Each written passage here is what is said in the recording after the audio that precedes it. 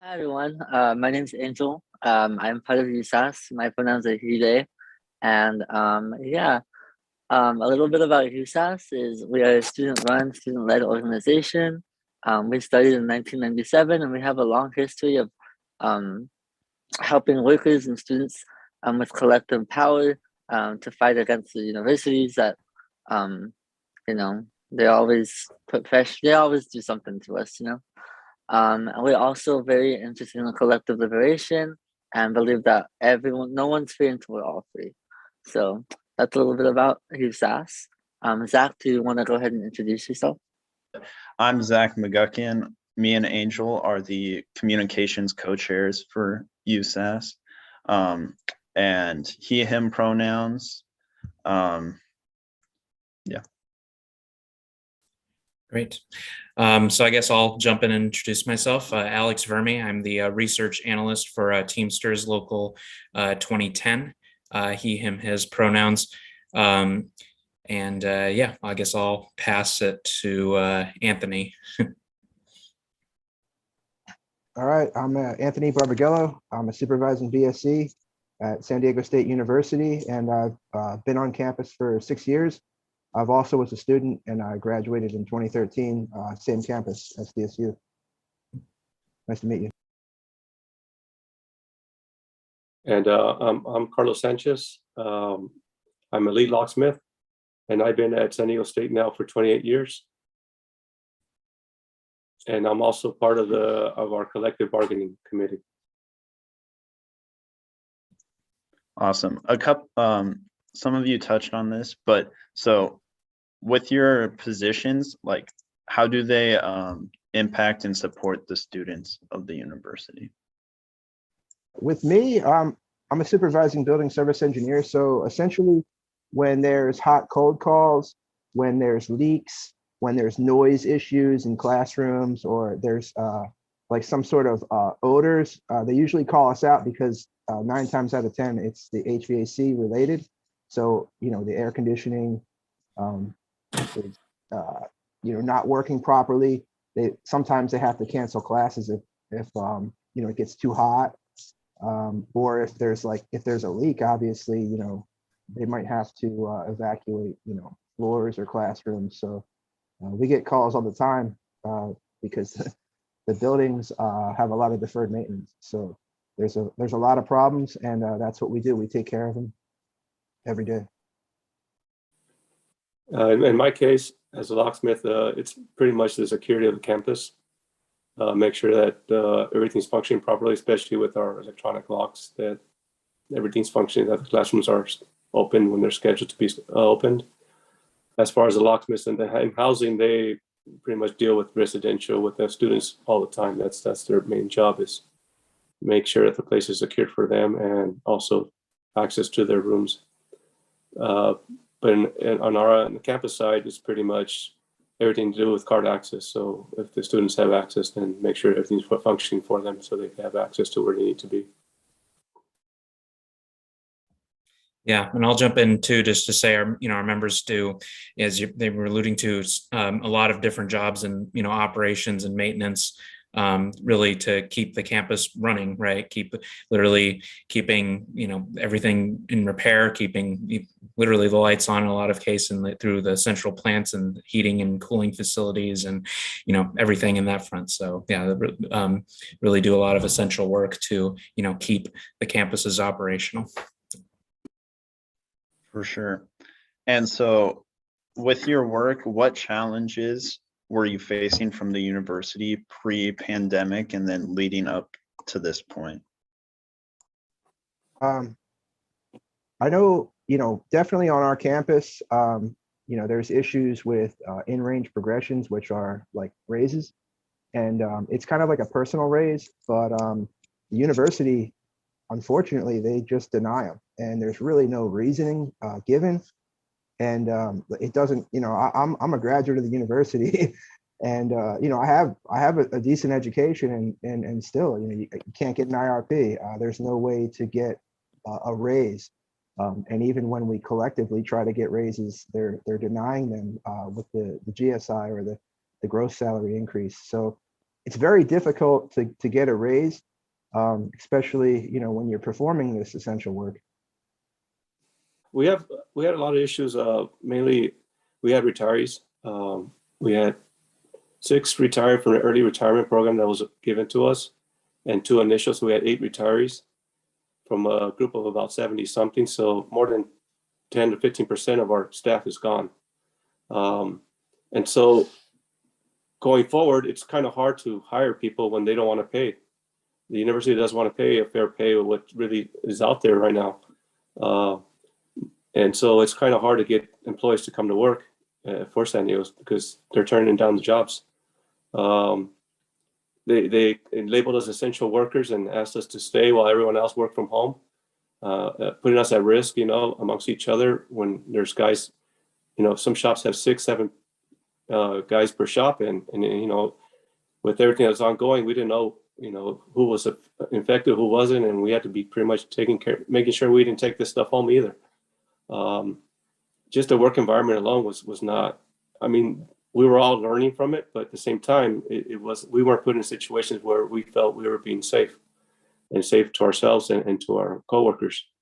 I think personally that because our university wants to be labeled as one of the top-notch research universities, I think they put more emphasis on the research and making sure that they had light and electrical and water and everything for their research, and they didn't really have no concern about us. And so, it wasn't we were put in situations where it wasn't comfortable to come to work, and I feel it wasn't safe. There was no reason for all of us to be at the campus at that time. We could have been rotating or just they could have done things differently. Yeah, just to piggyback on what Carlos said, a lot of the times when we made suggestions or brought things up, the university knew better and just didn't want to listen. So a lot of our input was just rejected, and we were here the whole time. And, we did make those requests to, have minimum staff and, spread us out amongst the campus. That way, there was more social distancing, but, they just made the decisions that they made. And a lot of the times that those administrators, they were at home. They were working from home while we were here. And we showed up every day, did our jobs, kept the campus running, and the research continued. So, we were pretty critical in getting that taken care of. Yeah, and one thing I wanted to add in too, this wasn't so much the case at San Diego, but I'll bring up some stuff from some of the other campuses. So while all this was going on, with the pandemic and all the uncertainty around it, they continued to call people into work, and we had other campuses where even despite that, they were trying to lay people off. They were, going after some of the lowest paid workers, even as they brought in a new chancellor who was making hundreds of thousands more than his predecessor. This all happened. The example I like to point to is at Fresno State. They were trying to lay off two of our guys there who were making less than 60,000 while they were giving their chancellor a multi-$100,000 raise. So it was really eye-opening to see the way that they, targeted a lot of the lowest paid staff and, for austerity and cuts. And also, similarly with students who also had issues around programs and, they forced people to continue paying a lot of the, fees and things like that for services they weren't using and things of that nature. So, it was really eye-opening to see at a state level, just what was going on with a lot of these campuses, just trying to, nickel and dime people where they can while, giving raises to, some of their highest paid people and not exactly cutting from their, managers. So, yeah. That definitely sounds, excuse me, that definitely sounds really frustrating, and that, you guys aren't really being heard by the university. So that kind of leads me into my next question. Can you guys explain what's happening on December the 3rd and why is it significant in your fight for your fair treatment? So I can lay some context for this just a little bit first, and others can jump in. But so we're planning on having an action at San Diego State on December 3rd. Kind of what's led into this is, as I was alluding to, with the chaos and the uncertainty of the pandemic, there was, a situation where, we kind of, due to the financial uncertainty, pay was frozen. Our members at CSU haven't had a general salary increase or raise since now it's been since July of 2019. Now we have also got basically language to return to bargaining for 2020 and 2021 for fair pay, fair raises for that essential work that Carlos and Anthony have been talking about. So that's just a little bit of context, but I'll let them speak to the issue and why we're doing the action. But I just wanted to provide a little bit of that context first. Well, the chancellor is making his first visit to San Diego State as the new chancellor, and so being that the initial part of the year he was visiting the other campuses, most of it was on Zoom. So I guess we're the last university he's visiting, but and being that we've been in bargaining with them, we want him to make sure that he's aware that we're frustrated with his offer. We're frustrated and feel it insulting about the 0% offer that they gave us for last year when we would come to work every day, and in the situations that they put us in and the environment that they put us in. And yet we kept the universities running, even though they labeled it supposedly as universities were opened, the universities were closed. And we had to secure every building and weren't allowed to allow anyone into the buildings. In my eyes, that's the university is closed. But we want to make sure he's aware that we don't accept this offer, and we hope that he would come to the table with a fair offer. Inflation in California is close to 5%, and for this year they're offering 3%. And for all the work we've done, and just to keep up with inflation and everything else, I mean, at 3% is nothing, and I think we're more than 0% for all the hard work we did for 2020.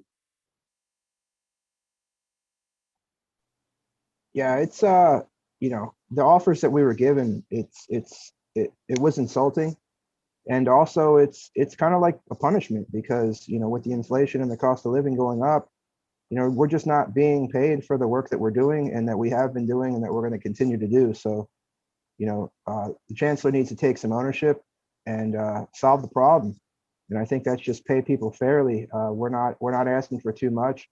We're not being selfish. We showed what we can do. We anteed up, and I think the chancellor has to, and the CSU has to.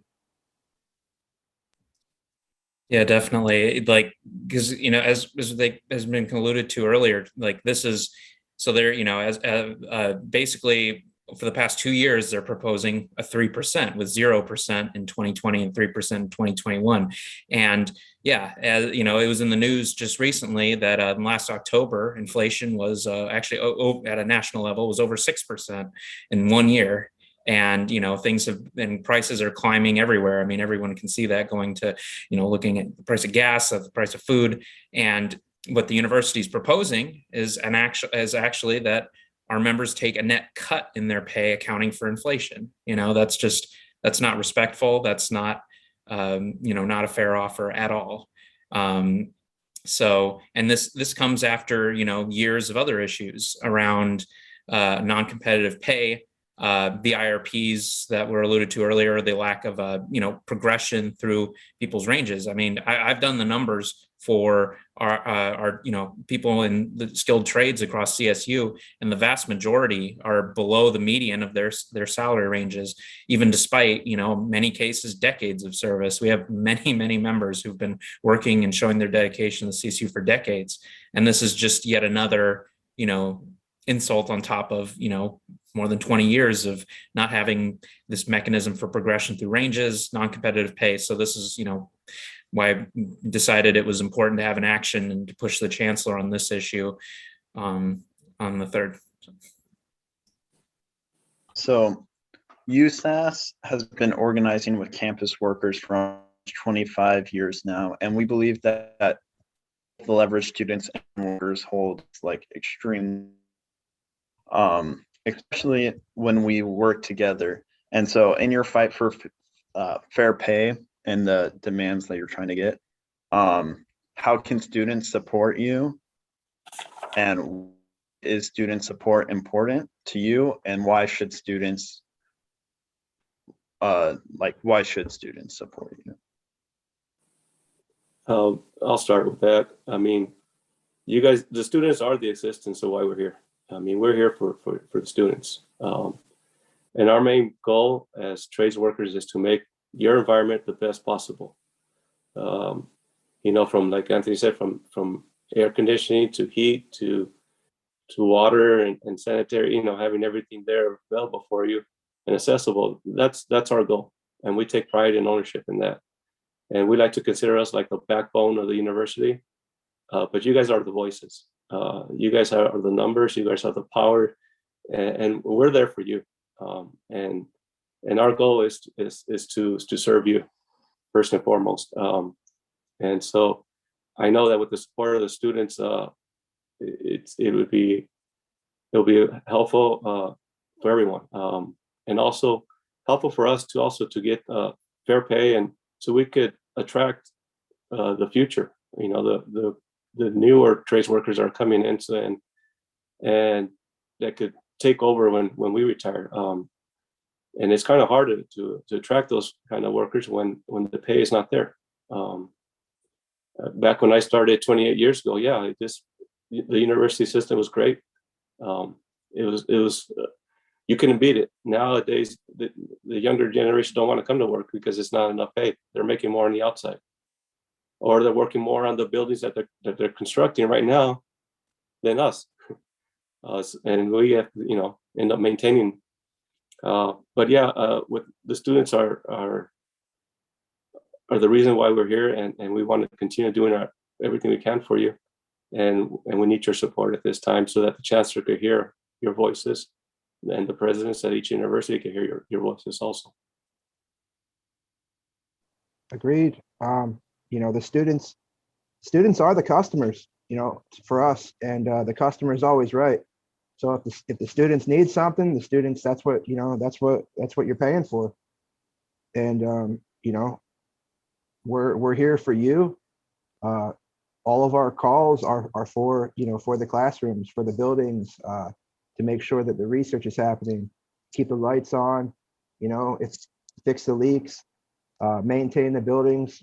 That's what we do. And you know, we're here for the students, and you know, the students can support us by, you know, saying it, calling it out, calling it as it is, letting the chancellor know, you know, signing a petition.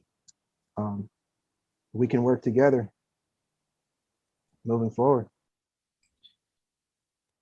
Yep. And as Anthony was alluding to, we are, you know, definitely have a, you know, petition for, you know, for anybody, you know, anybody that there is at CSU, just anybody in the, you know, anybody out in USAS, you know, where, you know, this is a critical time for support and, you know, and solidarity, because, you know, CSU is obviously a major institution in the state of California, but also around the country. You know, like the process we're going through is about setting standards, you know, in California and even in the country. I mean, everybody looks to what, you know, CSU and, you know, also the University of California, where we also have members, what they do. And, you know, this is kind of setting a trend towards, you know, fair pay and respect for workers. You know, we're in a time right now where a lot of people are, you know, leaving their jobs or and asking for better pay. And, you know, this bargaining is kind of at the forefront of setting a standard of fair pay for essential work. And you know, that's why we're asking for support, and would really, you know, really appreciate it. So yeah, we'll have this petition. Anybody out there can sign it. We really appreciate it. And yeah, thank you to USAS for your continued support for, you know, Teamsters Local 2010 and our members. You know, we all do appreciate it. Yeah, no problem. On behalf of USAS, like, yeah, we appreciate you guys. I'm sure all the students appreciate you and the work you do. So my last question here is, what message do you hope Chancellor Joseph Castro receives from the action you guys have planned? Our main goal is that he hears us, that he hears our frustration, and that they come to the table with a fair offer. We're not asking to get rich here. We're just trying to maintain with inflation, with the cost of living, with everything that's going on. And that's what we're asking for. We're asking to be acknowledged for the work that we've done before last year during the pandemic, and keeping the universities running and making it safe when they returned. You know, when they returned this semester, I don't think the university has ever been in a better condition. And I mean, the work that we did, even our brothers in the custodial and grounds department, I've never seen the university so clean in my life. And so we want him to see that and recognize it and to come to us with a fair offer. And that's what we're hoping that we could achieve tomorrow. Yeah, just, you know, that the chancellor takes responsibility and ownership, and you know, stop with the insults and the low ball offers. It's just not right. We showed what we do. We kept our end of the bargain, which, you know, we're doing the work. We're here. We're not going away. And you know, pay us appropriately. The CSU has the money. It's not like they don't have the money and we're trying to get something. No, they have the money. It's just you know, help us out. We're here. We've done our end of the bargain, and we're just looking for a fair offer. Reasonable. Yeah, and just a second, those points on, you know, CSU, you know, as doing research, I've looked a lot at their finances, looked a lot at where they are, and, you know, they're in a better position actually than they were before the pandemic. They have more state funding, bigger surpluses, and, you know, it's time for, you know, a fair share for the workers that have allowed them to, you know, continue to function and be in this place in the first place, right? Like it's that work doing, you know, being out there on the campuses, keeping things running that has allowed them to get to this point. And, you know, they need to recognize that. And that's a big part of the message we're trying to send. So, yeah. Before we close, is there anything else that you all just think is important for members of USAS to know and hear? Yeah, I would say, you know, we are skilled trades workers. So obviously, you know, we want to be hiring skilled workers. So, you know, when we do our job, we look at cost savings. We're trying to make those dollars that the state has go far. So we're trying to do the best work we can for the lowest price. And, you know, we're making good decisions, and we know our campus, we know what to fix, and we know how to fix things better and cheaper than anybody else. And unfortunately, you know, the university likes to contract a lot of work out. So if anything, you know, just let the university know that, you know, keep that work in-house, give it to the skilled trades workers, and let them do it, because they're going to make the money go further. And we're not for profit. We don't mark parts up. You know, we don't charge more money than outside contractors. So we do it better, and we make that money go further. So that they don't have to raise tuition, you know, so that they don't have to spend more money than they have to. So we're making a conscientious effort to make the students' dollar go further when they pay tuition.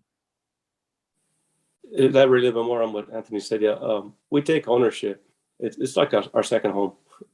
And I mean, even with the loss of co-workers that we lost last year, we still maintained the university at a top level. And you know, and we are missing still positions that we greatly need filled so that we could continue with that same top-notch work level that we pride ourselves on. But we can't get people to accept offers when they don't want to pay. And also, I'd like to say to USAS, thank you for your time. Thank you for this opportunity and for your help with this. And hopefully we continue. That this is just the beginning, and we could get together more opportunities. And we're here for you guys. This is the reason we're here is to serve you guys and to make things feel more comfortable and make sure that you guys get through your careers and meet your goals. That's our purpose. I mean, I don't know how many students have graduated in my 28 years, but I got many more to go. But that's my goal. That's my every June when you guys graduate, I take pride in that because I'm part of that, and we all are. One way or another, we all affect your guys' futures, and that's our, at least for me, that's what I take home with me every day. Thank you again. Thank you. Thank you all so much. We really appreciate the work you're doing and that you were willing to come sit down with us. Yeah, it means a lot, and you can always reach out to USAS with anything you need. We're standing in solidarity with you all. If there's not anything else people want to add, then I think that's it. Thank you all so much. Thank you. Yes, thank you. Thank you for thank you for doing this and helping get it together and everything. Appreciate it. Thank you.